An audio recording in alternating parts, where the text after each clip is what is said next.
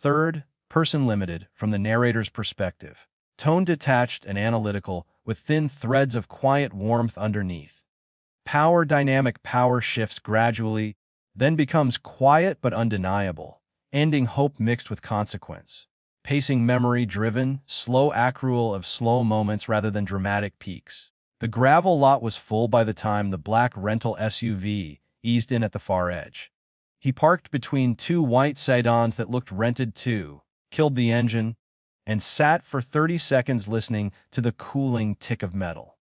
Through the windshield, the reception tents glowed yellow against the October dusk. Same venue his parents used for their 30th anniversary. Same string lights. Different life inside his skin now. He adjusted the cuffs of the charcoal blazer, off the rack but tailored last month in Singapore, and stepped out. The air smelled of cut grass, grilled lamb, and the faint chemical sweetness of fog machines. No one noticed him cross the lawn. He preferred it that way. Inside the main tent, the dance floor was already busy. His cousin Lauren, the bride, moved in careful circles with her new husband, both of them laughing at something only they could hear. He stayed near the edge of the crowd, back to a support pole, scanning faces the way he once scanned departure boards. Familiar geometry, his mother's quick glance that missed him entirely, his father's posture still military, straight even after 3 glasses of red. And then Mark, his older brother, appeared from the bar side, whiny glass in one hand, phone in the other, mid-sentence to someone who wasn't listening anymore. Mark's eyes found him late. Double take, recalibration. The quick mask of surprise sliding into something practiced and superior. Well, look who decided to grace us. Mark's voice carried just far enough to pull 2 nearby heads around. He raised the glass in a half toast that wasn't friendly. So, you still cleaning toilets for a living? The question landed with the same weight it always had: casual, certain, final. 5 years ago, it would have landed harder. Tonight it simply arrived and sat there between them like an old unpaid bill. He didn't flinch. Didn't smile wide either. Just a small lift at one corner of the mouth, the kind you give when someone hands you exactly the line you expected. He reached into the left pocket of the blazer, slow enough that the movement felt deliberate rather than defensive. The key fob came out matte black, no jingle, no flourish. He turned it once in the light so the small silver logo caught the chandelier glow, 3 stylized wings inside a circle. Nothing ostentatious. Just enough geometry to mean something to people who knew the symbol. "Nah," he said. Voice low, conversational, no edge. "I mostly travel now. Company pays me even when I sleep." Mark's glass paused halfway to his lips. The wine stayed level, his hand didn't shake. But the pause itself was information. His eyes flicked from the fob to the face holding it, then back. The arithmetic was visible: airline, executive, contractor. The math of 5 missing years started rearranging itself behind his brother's eyes. Not all at once. In fragments. A missed promotion here, a house he couldn't quite afford there, the way the family group chat had gone quiet whenever anyone asked where the youngest had gone.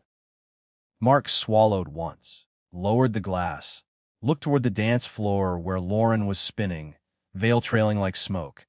When he looked back, the smirk was gone. Not replaced by awe or apology, just absence.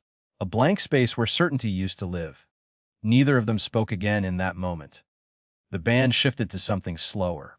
Conversation around them kept moving. A cousin laughed too loud at a different table. Life continued its ordinary noise while the two of them stood inside a smaller, quieter one. He slipped the fob back into his pocket, turned half away toward the bar for water. Mark didn't follow. Didn't call after him. Just stood there holding a glass he no longer wanted. Later, during the toasts, his father's eyes found him across the room. Held longer than usual. No nod, no wave, just a sustained look that carried the weight of several unsent text messages. His mother passed close enough to brush his sleeve with her fingertips. She didn't stop, didn't speak, but the touch lingered a half-second more than necessary. Acknowledgement without demand. Near the end of the night, Lauren found him behind the dessert table, heels in one hand, the other holding a small plate of untouched cake. She looked flushed and happy, and very young despite being 29. "You're leaving soon?" she asked. "Early flight. Singapore." She nodded like she'd expected that answer. "Eyes there, room. In the new life. For a +1 next time. Not forever. Just sometime." He studied her face, the same face that used to sneak him extra cookies when their parents weren't looking. No pity in it now. No performance. Just a plain question. "Maybe," he said. "Honest. We'll see." She smiled, small and relieved, then leaned in and kissed his cheek before slipping back into the crowd to find her husband. He left 20 minutes later. No goodbyes beyond the quick hugs his mother insisted on. The gravel crunched underfoot the same way it had 5 years earlier when he'd walked out with a duffel and no return ticket. Only this time the headlights caught the rental plates in the rearview, and the dashboard clock read 147 p.m., and the phone in the center console lit up with a new calendar invite: board briefing, Changi Lounge, 14:30 tomorrow. He didn't turn on the radio. Just drove. The road stayed dark ahead. The taillights of the car in front glowed red, then faded. Somewhere behind him a wedding continued without him. Somewhere ahead a plane waited at a gate. Both were true at once, and for the first time in years neither one felt like exile.